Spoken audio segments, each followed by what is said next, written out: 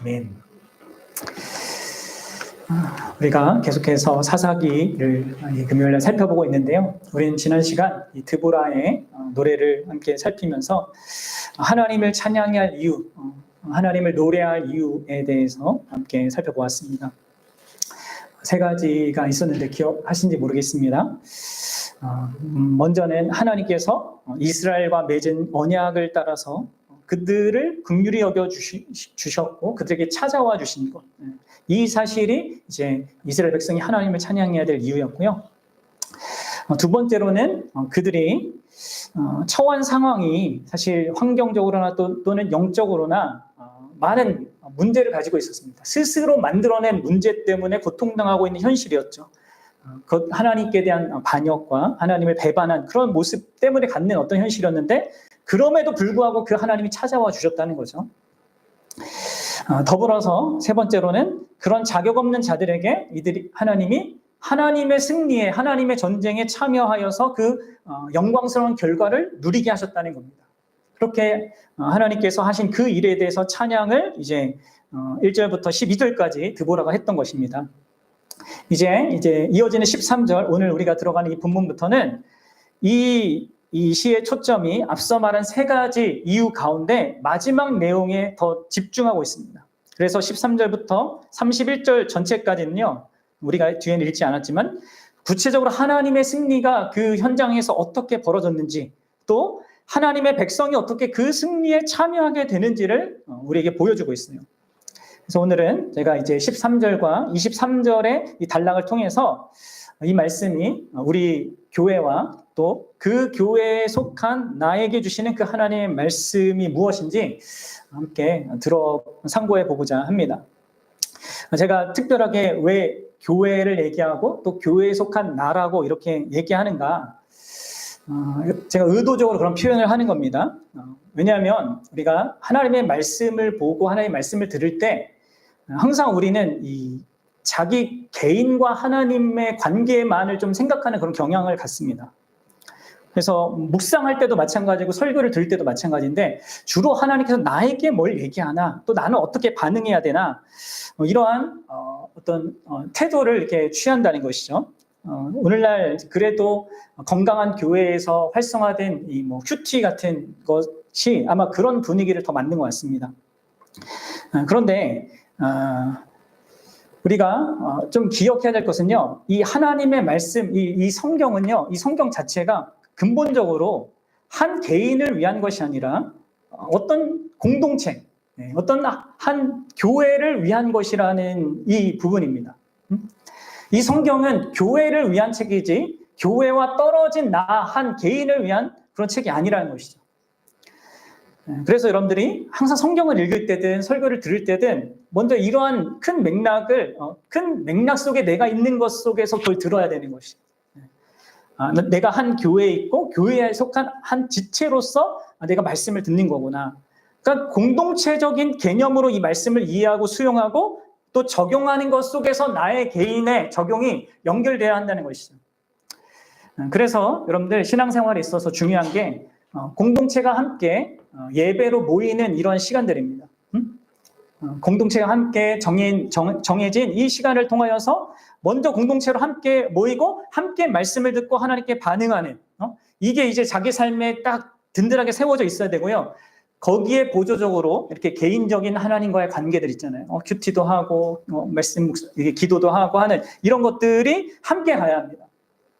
그리고 큐티 할 때도 반드시 이게 교회적인 이 맥락에선 어떤 의미고 그 교회에 속한 나에게 내가 어떻게 적용할 수 있고 어떤 의미인가, 이런 것도 좀 생각을 하셔야 돼요.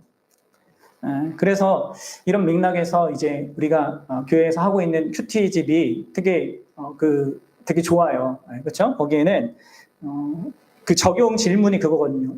우리 교회는 오늘 말씀에 어떻게 순종할 수 있는가? 이게 이제 적용 질문이란 말이에요.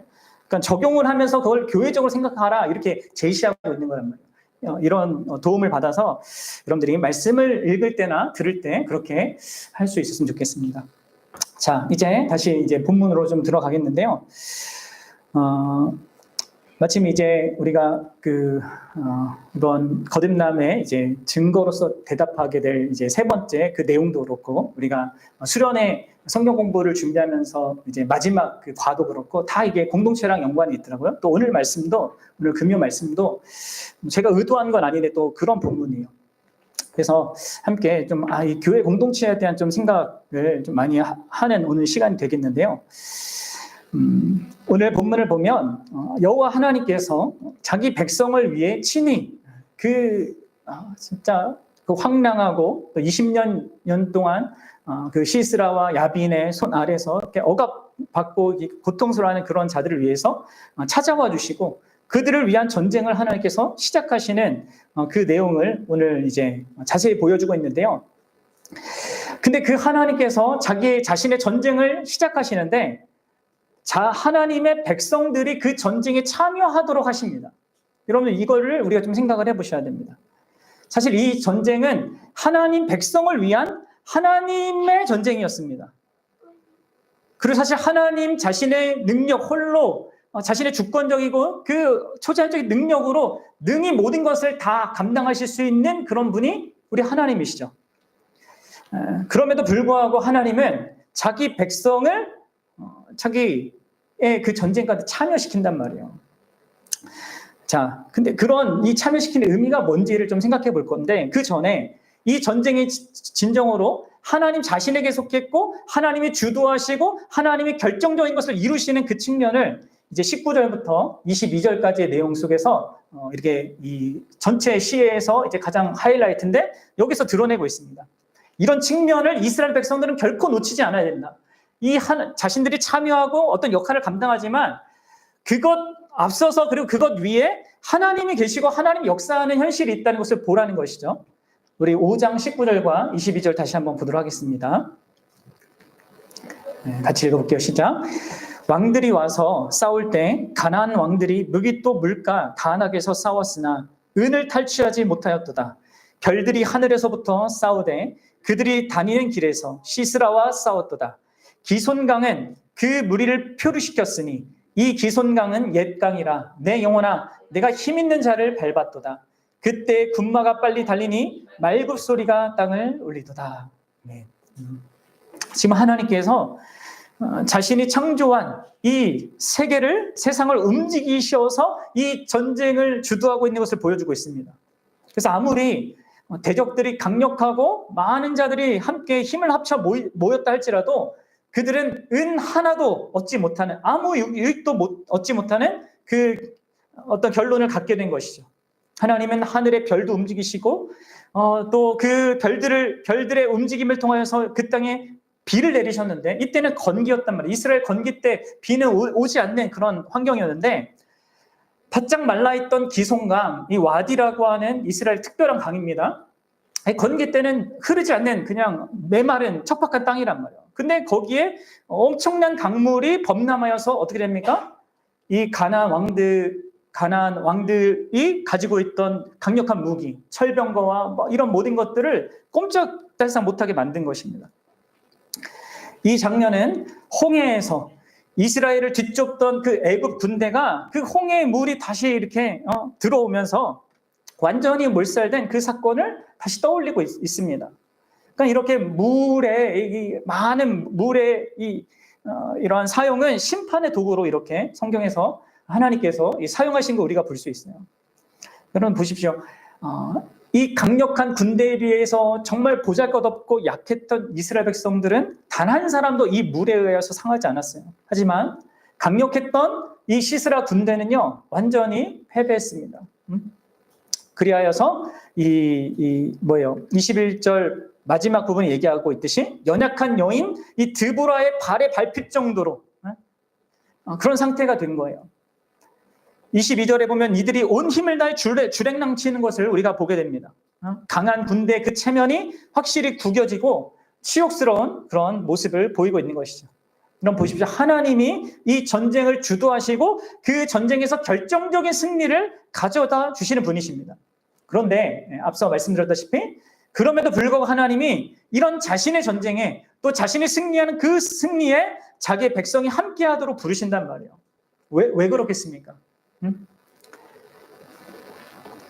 그것은 하나님께서 자기 백성을 사랑하기 때문이에요. 그리하여서 자신이 하는 그 일에 동참시키고자 하는 것입니다. 우리도 그렇잖아요. 우리가 누군가를 깊이 사랑하고 기뻐하면 그 사람이 내가 하고 있는 그 일에, 그 복된 일에, 영광스러운 일에 함께하기를 원하는 것처럼 하나님도 그렇게 하시는 것입니다. 그리고 이런 것을 통하여서 뭔가 중요한 어떤 우리 인생과 신앙의 교훈을 알게 하시려는 것이죠. 그래서 4장을 보면 우리가 4장을 살펴봤었는데 이 여선지자 드보라를 하나님이 세우고 또 그를 통해서 바락 장군을 또 이렇게 세우셔서 이 백성들을 향하여서 이스라엘 백성들에게 전쟁을 선포합니다. 이제 전쟁할 거다. 우리를 그동안 억압하고 있던 자들을 향해서 우리가 대항할 거다. 그러니 너희들도 함께 참여하자라고 하면서 지파들에게 함께 참여하도록 요청을 한다고요. 그때 이 4장에서는 스불론과 납달리 지파가 참여한 것으로 나옵니다. 그런데 오늘 여기 5장의 시로 표현된 내용을 보니까 그 두 지파 외에도 다른 지파들이 더 있었다는 것을 확인하게 돼요. 이제 그게 14절과 15절인데 한번 봅시다. 14절부터 거의 이제 18절까지 네, 그게 나오거든요. 이제 참여한 지파들 한번 보겠습니다. 이제 14절과 15절만 먼저 보겠습니다. 에브라임에게서 나온 자들은 아말렉의 뿌리를 박힌 자들이요, 베냐민은 백성들 중에서 너를 따르는 자들이요, 마길에게서는 명령하는 자들이 내려왔고 스불론에게서는 대장군의 지팡이를 잡은 자들이 내려왔도다. 이사갈의 방백들이 드보라와 함께하니 이사갈과 같이 바락도 그의 뒤를 따라 골짜기로 달려 내려가니 르우벤 시냇가에서 큰 결심이 있었도다. 여러분들 여기 먼저 앞에 있는 이 두 절에 나온 지파들의 특징을 좀 생각해 봅시다. 이들은요, 그 드보라의 부름에, 하나님의 부름에 반응한 자들이에요. 참여한 자들입니다. 참여하겠다고 결단한 자들입니다. 에브람 지파에서 나온 자들이 있는데 그들이 어떻게 묘사되고 있습니까? 이들은 아말렉의 뿌리 박힌 자들이라고 이렇게 묘사되고 있습니다. 이는 이 아말렉이 누굽니까? 이스라엘의 철천지 원수예요. 이스라엘이 광야 때부터 나왔을 때 계속 그들을 공격하고자 했던 원수란 말이에요. 그러니까 이 이스라엘의 원수 중 하나인 이 아말렉에 의하여서 큰 비참함을 경험했던 자들을 지금 그렇게 묘사하고 있는 것입니다. 그러니까 이 에브라임이라는 이 족속이 이 전쟁에 참여할 때 이들은 그들의 형편과 상황이 뭔가 이 전쟁에 도움이 될 만하거나 아니면 또 참여할 만한 자기의 여건을 가지고 있지 않았어요. 그럼에도 불구하고 이들은 하나님의 전쟁에 참여하라고 부르는 그 부르심에 응답하여 달려나갔다는 것입니다.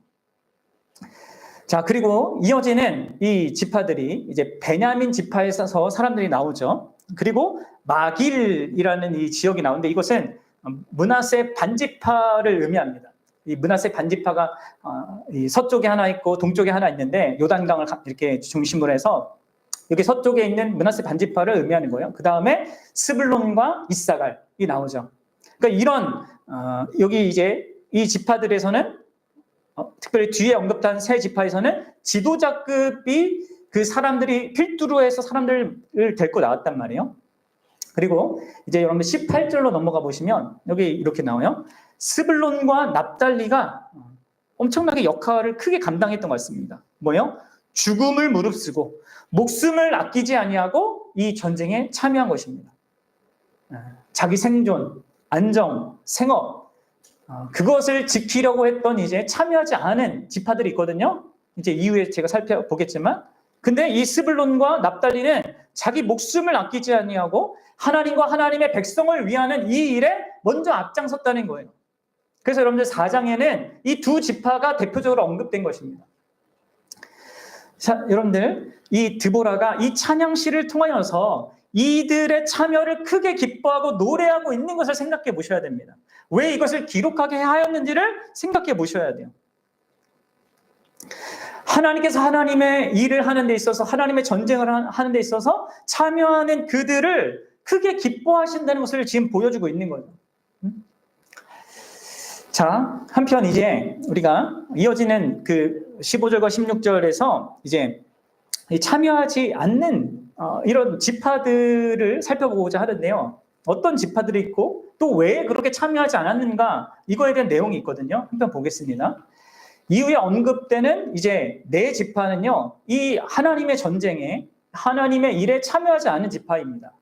네 지파인데 르우벤 지파가 있고요. 그리고 길르앗 지파가 있습니다. 여기 길르앗 지파는 요단강 동쪽에 있는 갓 지파와 그 므낫세 반지파 이 두 지파를 합쳐서 길르앗 지파라고 하는 거예요.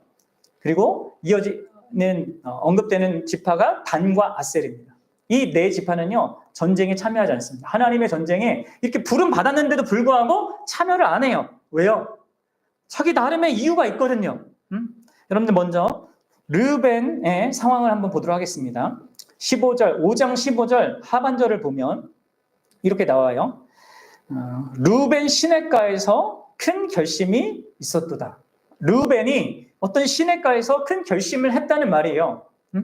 자, 그리고 16절을 이어서 읽어보겠습니다. 16절 시작. 내가 양의 우리 가운데 앉아서 목자의 피리 부는 소리를 들으면 어찌 됨이냐. 그러니까 책망하고 있는 거죠, 지금. 너희가 마땅히 참여해야 되는데 지금 뭐 하고 있다는 거예요? 양의 우리 가운데 앉아서 목자의 피를 부는 그 소리를 듣고 있는, 그리고 하는 얘기가 르우벤 시냇가에서 큰 결심이 있었다. 다시 한번 이걸 강조하고 있습니다.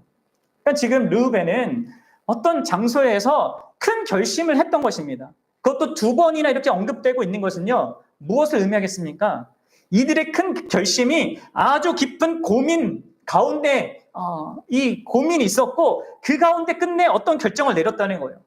근데 뭐예요? 참여하지 않기로 결정한 거예요. 큰 고민 가운데서. 지금 르우벤이 이렇게 큰 고민을 했던 것은 현재 어떤 일이 벌어지는지를 명확히 알았기 때문이에요. 하나님이 사사 드보라를 세웠고 바락을 통하여서 뭔가 전쟁을 시작하는 것이고 이스라엘이 20년 동안 신음하던 그런 현실을 어떻게 하나님께서 이게 뒤바꾸어 보려고 한다고 하는 그런 소리를 들었단 말이에요. 그리고 그 부르심이 크고 중요하다는 것을 알았죠. 근데 뭡니까? 그럼에도 불구하고 이들이 왜 이 큰 고민에 빠졌어요?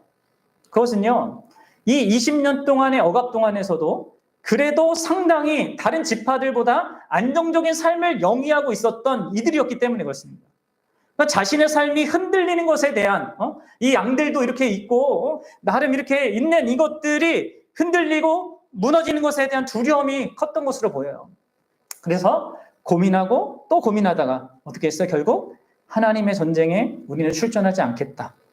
나의 안락한 그 일상을 그냥 유지하겠다. 이걸 이렇게 선택합니다.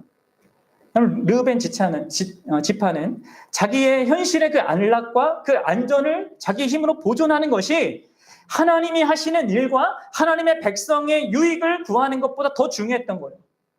치열하게 고민은 했지만 결국 잘못된 선택, 결국 미련한 선택을 한 것이죠. 멀리 보지 못하고 짧은 안목으로 그러한 어리석은 선택을 한 것입니다. 그래서 여러분들 어떻게 돼서 그 결과 그들은 이스라엘의 승리로 말미암아 그들 스스로 노력해서 지키려고 했던 것보다는 더 복된 결과를 가져서 좋은 결과를 받았어요. 그러나 뭐예요? 결국 이 노래 안에서 어떻게 됩니까?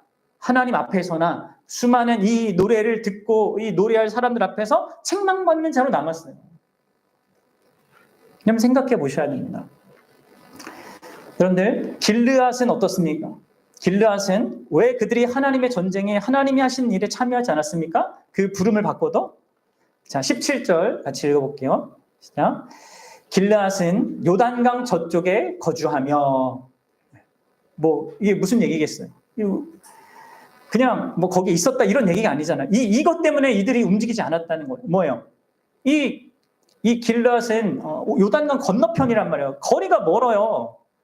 그러니까 나는 멀리 있고 그렇게 전쟁에 참여하려고 하면 힘든 여정을 거쳐서 나아가야 되는데 이런저런 것들을 현실적인 이유를 파악해 볼 때 내가 손해라는 거예요. 그리고 자신들은 이 전쟁터로부터 멀리 떨어져 강 건너편에 있기 때문에 그래도 안전할 것이라고 생각했을 것입니다. 거리도 멀고 거기까지 가는데 힘도 많이 들고 전쟁에 참여하는 것은 손해를 감수해야 되는데 이런저런 현실적인 그 부분을 고려했을 때 참여하지 않는 게 좋겠다라고 생각한 것이죠. 그래서 이들 역시 그래서 참여하지 않았습니다. 그리고 그렇게 해서 어떻게 됐어요? 이렇게 노래에 남겨졌어요. 책망받는 자들로. 그리고 이어지는 내용에서 단과 아셀은 어떻습니까? 같이 함께 생각해 보세요. 왜냐하면 같은 내용을 다루고 있거든요. 어떻게 책망해요? 단은 왜 배에 머물러 있었냐? 또 아셀도 왜 해변에 앉아서 항만에 거주하고 있는가? 뭡니까 이게 다? 이 단과 아셀은 뭐예요? 이 하나님의 전쟁보다, 하나님의 일보다 자기 생업에 열중했습니다. 이들은 해변과 항만에서 자기 생업에 집중하면서 자기 등 뒤에서 벌어지고 있는 이 하나님의 일에는 전혀 관심을 갖지 않았어요. 이런 이들의 태도에 대해서 드보라가 꾸짖듯이 이렇게 노래를 남긴 것이죠. 그럼 보십시오. 이 네 지파, 르우벤, 길르앗, 단, 아셀은 뭡니까? 자기들의 현실의 그 안락함과 어떤 좋은 조건, 이런 모든 것들을 이 하나님의 뜻과 하나님의 백성의 유익을 구하는 것보다 더 우선순위로 놓았습니다.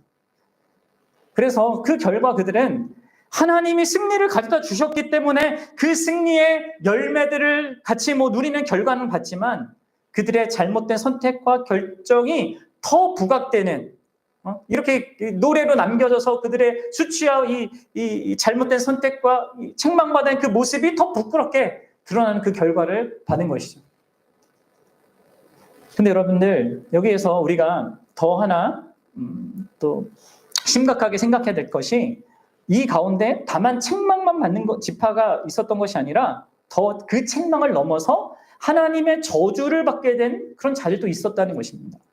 그게 여러분들 23절에 나와요. 우리 23절을 읽어보겠습니다. 23절 시작. 여호와의 사자의 말씀에 메로스를 저주하라. 너희가 거듭거듭 그 주민들을 저주할 것은 그들이 와서 여호와를 돕지 아니하며 여호와를 도와 용사를 치지 아니함이니라 하시도다. 네. 여기서 메로스라는 어떤 지역이 나와요. 이 지역에 있는 사람들을 통칭해서 말하는 건데 이 본문에만 등장합니다. 그리고 여러분들 고고학적으로 또 여기가 어딘지를 몰라요. 아마 이 저주의 결과 때문이겠죠. 하나님이 저주하였기 때문에 존재와 그 하나도 안 남았어요. 근데 여러분들 왜 이들이 이런 이름과 존재가 지워지는 이 저주를 받았습니까? 그 이유가 뭐예요? 그들이 와서 누구를 안 도와요? 여호와를 돕지 않았다. 또 여호와를 도와서 용사들을 치지 아니했기 때문이다라고 얘기하고 있습니다. 그럼 무슨 얘기입니까? 여호와를 돕지 않았다는 것은 여호와 하나님이 도움이 필요하다는 그런 말이 아니죠. 그리고 여호와를 돕지 않았다는 건 결국 누구를 안 도왔다는 겁니까? 여호와의 백성을 돕지 않았다는 거예요. 그러면 이는 하나님께서 자기 백성을 자신과 동일시한다는 것을 보여주는 거예요. 신약에도 예수님께서 교회를 자신의 몸이라고 하셔서 이게 자신과 동일시하듯이 이스라엘을 그렇게 여기시는 거란 말이에요. 근데 여러분들 왜 이 메로스 주민들은 이렇게 결정적으로 책망이 아니라 왜 저주를 받습니까? 여러분 심각하게 좀 생각해 보셔야 돼요. 뭐겠습니까? 이들이 저주받은 이유는 이들이 이스라엘 백성을 결정적으로 도울 기회가 있음에도 불구하고 그렇게 하지 않은 것입니다. 아주 중대한 어떤 역할을 가질 수 있는 좋은 조건을 갖고 있었음에도 불구하고 그들이 아무것도 하지 않은 것입니다. 여러분 그래서 좀 생각해 보셔야 됩니다. 우리 교회가 기독교가 얘기하는 죄가 다만 뭐 하지 말아야 되는 걸 안 하는 것만 죄가 아니잖아요. 마땅히 해야 되는데 하지 않는 것도 죄라는 것을 지금 보여주는 것입니다. 그렇죠? 왜 이들이 이렇게 반응했겠습니까? 자기의 목숨을 더 소중히 여겼고 또 자기 현재 좋은 조건 그것을 더 중요하게 여겼기 때문에 그것이 흔들리는 거 그걸 원치 않았던 것이죠. 아이러니하게도 이들은 자기 목숨을 구하고자 했지만 또 자기의 그 보장된 어떤 좋은 조건을 유지하고자 했지만 결국 어떻게 됩니까?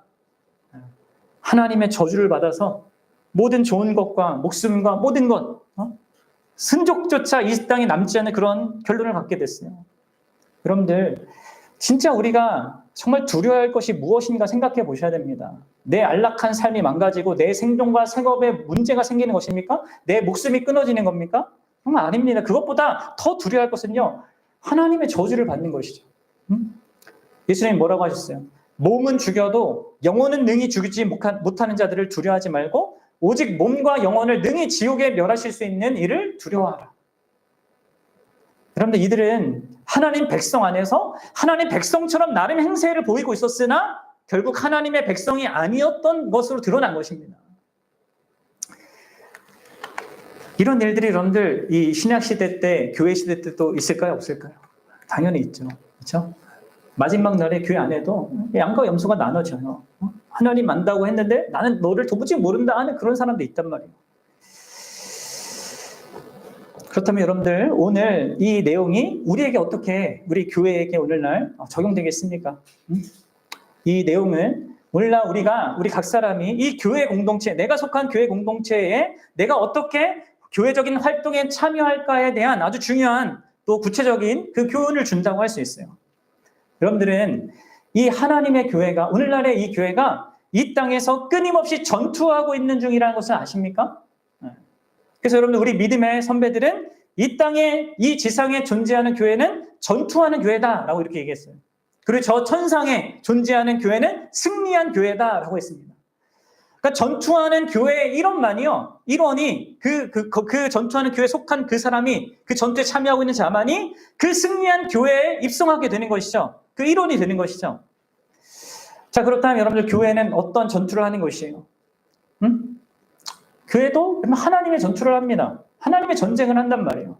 하나님이 행하신 그 일에, 그 전투에 교회가 참여하는 것입니다.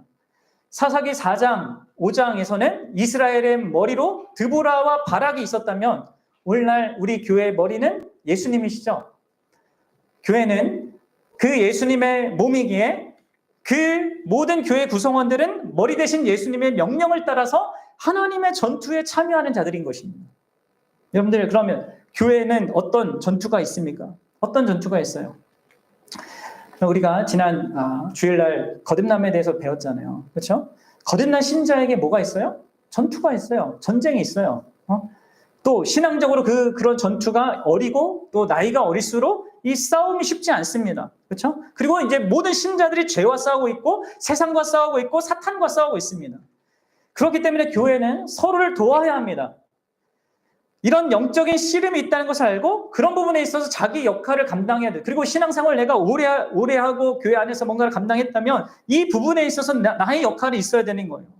이제 우리가 앞으로 우리 교회가 아직 시작된 지 얼마 안 됐고 하기 때문에 참 이 부분에 있어서 너무 연약한 부분이 있지만 우리 교회 학교의 아이들을 어떻게 섬길지에 대해서 우리가 더 많이 고민하고 더 많이 이렇게 수고해야 될 어떤 이 측면이 우리가 있습니다. 또 교회 안에는 아직도 이 씨름에 대해서 전혀 이렇게 감각도 못하고 있는 사람들, 곧 거듭나지 않은 자들이 있죠. 그래서 그들을 또 어떻게 도울지도 함께 또 고민도 해야 돼요. 또 교회 밖에는요, 우리 교회 밖에는, 세상에는 이 죄와 사단의 그 권세 아래서 이게 뭐 하나님이 있는지도 이런 것이 필요한지도 모르고 있는 이 사람들 많기 때문에 그들에게 복음을 전함으로 말미암아 이 복음으로 세상과 이런 어떤 이런 씨름을 해야 되는 것도 있단 말이에요. 무엇보다 여러분들, 우리는 특별히 오늘날 이 한국 교회가 이 세상으로부터 수많은 공격, 또 비난, 이런 것들을 받고 있고, 또 그렇게 받을 만한 이 교회 현실을 우리가 갖고 있기 때문에 이 교회가 참된 교회다운 모습을 가지는 이 일에서도 이런 씨름을 우리가 함께 해야 합니다. 특별히 우리 교회는 참된 신앙, 참된 교회됨, 참된 삶을 영위하는 그것을 향해서 나아가고 있는데, 여러분, 여기에는 엄청난 전쟁이 요구돼요. 엄청난 씨름이 요구됩니다. 내 안에 있는 어떤 육신과 이 죄성과 세상의 그 위협과 유혹, 그리고 그 배후에 역사하는 사탄의 거짓 때문에 이런 참된 교회가 되어져가는 그것이 쉽지가 않단 말이에요. 하나님이 교회에게 허락하신 그 영광스러운 부르심과 그 영광스러운 전투에 참여하지 못하게끔 끊임없이 방해하고 해방하는 그 역사가 있기 때문에 우리가 깨어 있어야 한단 말이에요. 여러분들, 우리가 그렇지 않으면요, 저 사사 시대에 그 책망받은 네 지파처럼, 또 심각한 경우에는 저 저주받은 메로스 주민처럼 우리가 교회가 아니었구나, 이게 이렇게 드러날 수도 있어요. 그런 일이 일어나면 정말 끔찍하겠죠. 그래서 묻고 싶습니다. 여러분들은 이 교회의 전투에 참여하는 자들입니까? 또 여러분들 무엇이 여러분들 교회 전투에 참여하는 그 일에 주저하게 하고 또 관심을 갖지 않게 하고 있습니까? 생각해 보셔야 합니다. 오늘 주어진 이 말씀을 통해서 우리 자신의 모습을 돌아봐야 합니다. 이 책망받은 네 지파와 저주받은 메로스 주민처럼 이런저런 이유를 많이 대면서 이 전투에 참여하는 일을, 이 전쟁에 참여하는 일을 주저하거나 또 아무런 관심을 보이지 않고 있는 건 아닌지, 나의 생업 때문에 그래도 괜찮은 나의 삶의 여건을 내 나름대로 유지하기 위해서, 아니면 나의 좋은 모든 것들을 좀 잃어버릴 것 같으니까, 손해볼 것 같으니까, 이런저런 이유들로 교회적인 이 활동에 우리가 참여하고 있지 않다면 그럼 무엇을 보여주는 것이겠습니까? 특히 교회의 이 전투를 위하여서 꼭 필요한 자원들을 내가 하나님께로부터 분명히 받은 것들이 있음에도 불구하고 교회를 돕고 섬기지 않고 자기 자신만 생각하고 있다면 그 사람의 운명이 메로스의 그 주민들처럼 저주로 끝나게 되는 건 아닐지 생각해 보셔야 합니다. 이 사사기 시대에 하나님께서 자기 백성을 자신과 동일시하면서 메로스 주민들에게 너희가 나를 안 도왔다 이렇게 책망한 것을 기억해 주십시오. 기억하셔야 합니다. 예수님은 교회를 내 교회라고 했어요. 교회를 핍박하는 바울을 향해 너는 나를 핍박했다라고 책망하셨습니다. 여러분들이 진실로 예수님을 믿는 참된 신자가 맞다면 예수님이 내 교회라고 하신 이 교회를 여러분들이 살아가고 또 이 교회에 참여하고 이 교회가 감당하고 있는 그 전투에 참여해야 합니다. 자신이 예수님의 교회 일부임을 알고 교회의 예수님의 그 몸인 교회로서 그 예수님께서 이 땅 가운데 사시면서 하셨던 그 일을 이제 그분과 함께 그분을 대표하여서 여러분 우리는 이 세상의 죄와 세상과 이 사탄과의 전쟁을 하는 자로 살아가는 것입니다. 그런 공동체인 거예요. 교회 안에 내부적으로 있는 씨름뿐만 아니라 교회가 외부적으로도 가져야 되는 이 씨름과 전쟁이 있단 말이에요. 그리고 이 씨름과 전쟁으로 그 예수님이 우리를 부르신다는 거죠. 사랑하는 여러분, 여러분들은 어떻게 반응하겠습니까? 자신의 부족함과 연약함과 또 상황이 그리 좋지 못하다 이런 것이 걸림돌이 됩니까? 여러분들 드보라에게 올라온 자들이 어떤 자였는지 아세요? 어떤 자들이었습니까? 우리 5장 13절을 잠깐 보도록 하겠습니다. 5장 13절입니다. 그때 남은 귀인과 백성이 내려왔고 여호와께서 나를 위하여 용사를 치시려고 내려오셨도다. 한글 번역이 좀 잘 안 돼 있어요. 그래서 다시 직역을 해서 번역하면 제가 갖고 왔는데 앞에 보세요. 같이 읽어볼게요. 그때 남은 자가 유력한 자들을 향해 내려왔고 여호와의 백성이 강한 자들 가운데서 있는 나에게로 내려왔다. 이게 이제 좀 더 이제 정확한 번역인데요. 여기서 이들이 누구예요? 남은 자들이에요. 그래서 남은 자들이라는 것은 20년 동안 이 시스라 밑에서 그 압제 속에서 겨우겨우 살아남은 그런 자들을 의미합니다. 여러분 그런데 그들의 상황이 좋지 않았다고 에브라임 제가 얘기도 했잖아요. 그런데 그들이 어떻게 드보라에게 나갔고 하나님의 백성 공동체를 위해서 그런 여건 속에서도 자신을 헌신할 수 있었습니까? 이것은 드보라가 그들을 여호와의 백성이라고 호칭한 것을 통하여서 우리가 짐작할 수 있어요. 그게 뭐예요? 여호와의 백성이라는 것은 그들이 여호와 하나님을 왕으로 바라봤다는 거예요.